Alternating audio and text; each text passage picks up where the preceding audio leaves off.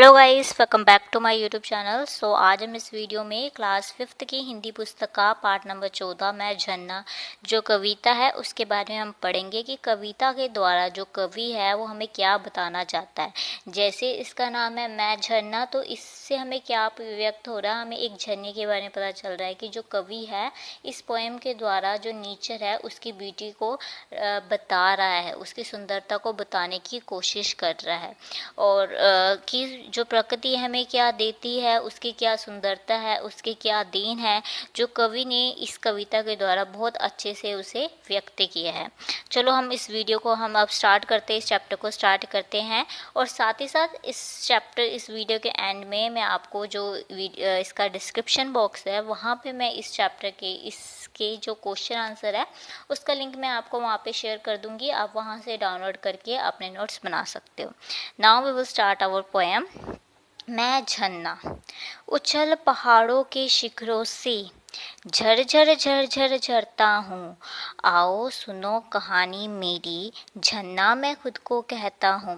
झरना इस कविता के द्वारा, इस पद्यांश के द्वारा जो कवि है हमें क्या बोलता है कि मैं झरना। झरना कहता है कि मैं पहाड़ों की चोटियों से, चोटियाँ हैं जो पहाड़ों की जो श्रृंखला है, चोटी है, उसमें से मैं झरझर करके क्या करता हूँ, गिरता हूँ। आओ मेरी कहानी सुनो, आओ मेरी, वो अपनी कहानी के बारे में बता रहा है। मैं अपने आप को झरना कहता हूँ और वो खुद को क्या कहता है, झरना कहता है। भावार्थ जो झरना है उत्साह से भरा हुआ है और वो उत्साह से भर के क्या सुनाना चाहता है, अपनी कहानी सुनाना चाहता है। छोटे बड़े पहाड़ों में से अपनी राह बनाता हूँ, चीर चीर चट्टानों को मैं आगे बढ़ता जाता हूँ। इसमें जो कवि है वो क्या कहता है, झरने के द्वारा क्या कहता है, झरना कहता है कि मैं बड़े बड़े जो पहाड़ है ना उन्हें काट कर अपना क्या बनाता हूँ, रास्ता बनाता हूँ। मैं बड़े बड़े पहाड़ों को चीर चीर के आगे बढ़ता हूँ। मीन्स क्या है, जितने अगर हम इसका मतलब बताएं तो इसमें कवि ये बताना चाहता है कि चाहे हमारी ज़िंदगी में जितने भी कष्ट आए, हमें उन कष्टों का अच्छे से सामना करना चाहिए। हमें अपनी कभी भी प्रॉब्लम से डरना नहीं चाहिए, बल्कि उसका डट कर सामना करना चाहिए। कि जैसे एक झरना है वो इतने बड़े बड़े पहाड़ों को चीर कर अपना रास्ता बना देता है, तो हम इंसानों को भी अपनी प्रॉब्लम्स को दूर करने के लिए रास्ते बनाने चाहिए, प्रयत्न करने चाहिए, कोशिशें करनी चाहिए। इस जो पंक्ति है उसका भावार्थ ये है कि झरना अपनी वीरता और धैर्य से क्या प्रेरणा देता है कि हम सभी को क्या करना चाहिए, परिश्रम करना चाहिए, मेहनत करनी चाहिए। अब नेक्स्ट है, पथ की सारी बाधाओं से खेल खेल कर भिड़ता हूँ, थकता हूँ मैं नहीं कभी भी, पीछे कभी न हटता हूँ। झरना कहता है कि मैं अपने रास्ते की सभी रुकावटों में खेल खेल से, मीन्स खेलता हुआ मैं उनके साथ भिड़ जाता हूँ। जैसे हम खेलते हैं, गेम खेलते हैं, फुटबॉल जैसे गेम खेल रहे हो उसमें हम आपस में compete करते हैं, आपस में हम भिड़ते हैं। उसी प्रकार जो झरना है वो अपने रास्ते की जितनी भी रुकावटें हैं उसे एज अ गेम समझकर उसके साथ खेलता है, उसके साथ डट कर सामना करता है। मुझे कभी भी थकान नहीं होती और ना ही मैं कभी पीछे हटता हूँ। थकता हूँ मैं नहीं कभी भी, मीन्स मुझे कभी भी किसी बात की थकान नहीं आती। मीन्स अगर मेरे राह में जितनी भी रुकावटें हैं उन रुकावटों का सामना करते हुए मुझे कभी भी कोई भी प्रकार की थकावट नहीं होती, मैं कभी भी घबराता नहीं हूँ और ना ही मैं अपनी रुकावटों को देख के पीछे हटता हूँ। कि आजकल के इंसान क्या करते हैं, उनकी लाइफ में छोटी सी प्रॉब्लम आती है, उनसे वो काम नहीं हो रहा होता, वो क्या करते हैं, अपने काम से गिव अप कर देते हैं। बट हमें झरने से हमें झरना हमें क्या सिखाता है कि हमारे राह में जितनी बड़ी रुकावटें हो वो रुकावटें जो एक चट्टान की तरह मतलब कि मजबूत नहीं हो सकती। हमें अपनी मेहनत से, अपनी परिश्रम से उस चट्टान को तोड़कर आगे बढ़ना चाहिए। सो भावार्थ क्या निकलता है झरने से उत्साह, कि झरना हमें उत्साह से जो उसके पथ में रास्ते में आ रही रुकावटों को दूर करने के लिए क्या दे रहा, हमें प्रेरणा दे रहा है। नहीं, नेक्स्ट है, नहीं जानता हूँ मैं रोना, हंसता हर पल गाता हूँ, प्यासे पौधे पंछी पंथी सबकी प्यास बुझाता हूँ। झरना कहता है मैं कभी रोता नहीं हूँ, नहीं जानता हूँ मैं रोना मीन्स मैं कभी नहीं रोना जानता।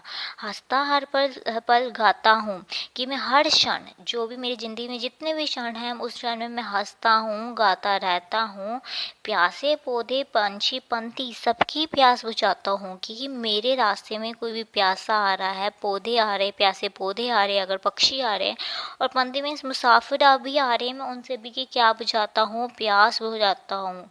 मीन्स इसमें जो झरना है वो अपनी परोपकारी गुण के बारे में बता रहा है कि वो कितना परोपकारी है, उसका स्वभाव कितना अच्छा है कि वो सभी की क्या करता है, हेल्प करता है, उसके राह में जो मर्जी आ जाए उन सभी को क्या करता है, मदद करता है।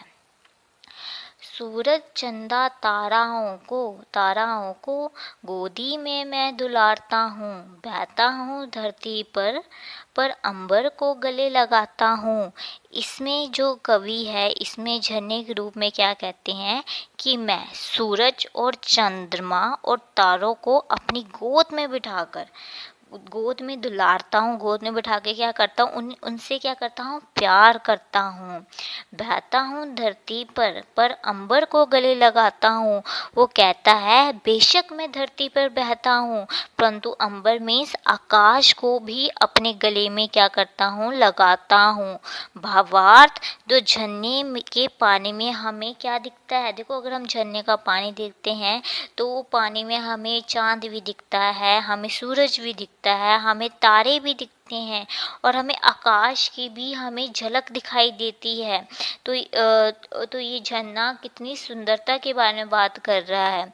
सो इसके साथ आपकी ये कविता क्या हो जाती, ख़त्म हो जाती है। ये कविता हमें बहुत अच्छी प्रेरणा देती है, हमें ज़िंदगी में अपनी मुसीबतों का डट कर सामना करने की प्रेरणा देती है कि अगर हमारी ज़िंदगी में जैसे मर्जी प्रॉब्लम आ जाए, हमें उसका डट कर सामना करना चाहिए, हमें घबराना नहीं चाहिए, अपने पद पर अडिग रहना चाहिए और हमें परोपकारी भी बनना चाहिए, हमें दूसरों की भी मदद करनी चाहिए। अब हम इसके शब्दार्थ करते हैं। शिखर को हम क्या कहते हैं, चोटी। बाधा मीन्स कठिनाई और रुकावट। अंबर आकाश। पथ और जिसे हम राह भी कहते हैं उसका मतलब क्या होता है, रास्ता। पंथी मतलब राही, ठीक है। आपके मुसाफिर, हम मुसाफिर को भी पंथी कहते हैं। इसके साथ आपका ये चैप्टर ख़त्म हो जाता है।